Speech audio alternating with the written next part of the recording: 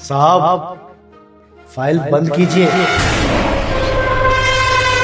खाने का समय हो रहा है, खाना खा लीजिए। और आप लोग भी यहाँ पर क्यों बैठे हैं भाई? लंच टाइम है, भूख नहीं लगती क्या? चलिए खाना खा लीजिए, बंद कीजिए फाइल।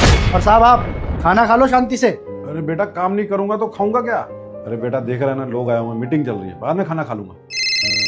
अरे इनका भी फोन। हेलो सुनिए, साहब अभी बहुत ज़्यादा बिजी है, लंच टाइम चल रहा है, इसके बाद ही फ़ोन करना आप। ठीक है रखिए। अरे बेटा ये क्या किया, फोन काट दिया? कोई जरूरी फोन होता फिर? अरे साहब काम तो जीवन भर होता रहेगा, पहले पेट पूजा फिर काम दूजा। चलिए खाना खा लीजिए अब शांति से। Sorry to bother you ma'am, मुझे आप एक चीज बताइए, ये आदमी पहले तो बिना आपकी परमिशन के कैबिन में घुस आया और कैसे इसने मेरी फाइल बंद कर दी। और सर ये बीच मीटिंग में आके हमें डिस्टर्ब कर रहा है, यहाँ तक कि इसने तो भी आपका कॉल तक अटेंड कर लिया। आप मुझे एक चीज बताइए, अगर ये इंपॉर्टेंट कॉल होती तो आप एक बिजनेसमैन है, आपके पास दिन में कितनी इंपॉर्टेंट कॉल्स आती होंगी, अगर ये उन्हीं में से कोई इंपॉर्टेंट कॉल हुई ऐसे तो आपका बहुत ज्यादा लॉस हो जाएगा, इसे ये बात समझनी चाहिए ना। और नहीं तो क्या, सही करिए सर दिया, आप इतनी बड़ी कंपनी के मालिक हैं और आपके नीचे इतने सारे एम्प्लॉय काम करते हैं, और ये 2 कौड़ी का नौकर आके आपकी मीटिंग भंग कर रहा है और जता तो ऐसे रहा है जैसे आपका बेटा हो। और तू 2 कौड़ी के नौकर, निकल यहाँ से, ये दिख नहीं रहा है यहाँ पे मीटिंग चल रही है, खा लेंगे बाद में खाना, निकल यहाँ से।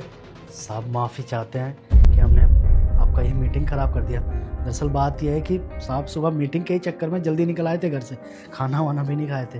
क्या ना इनका दवाई चलता है तो खाना खाना बहुत ज़्यादा ज़रूरी है, बस इसीलिए हड़बड़ी में अंदर घुसा है बिना पूछे।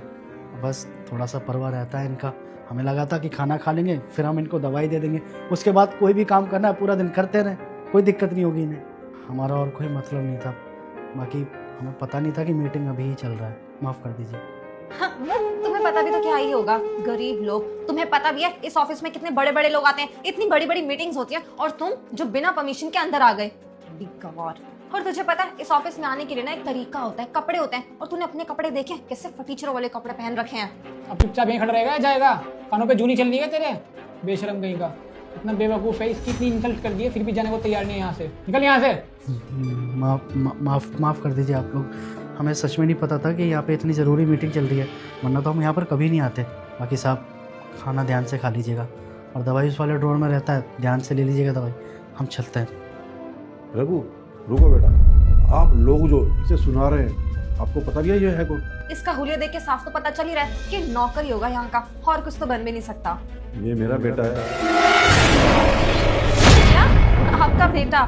सर आप ये कैसी बात कर रहे हो, ये मामूली सा नौकर, और आप इतनी बड़ी कंपनी के बॉस हो, ये तो पॉसिबल हो ही नहीं सकता। जा बेटा, मैं संकट मोचन हनुमान हूँ, मैं तेरे सभी संकट दूर कर दूंगा। तू इस वीडियो को लाइक करके चैनल को सब्सक्राइब कर ले और कमेंट में जय श्री राम लिख दे।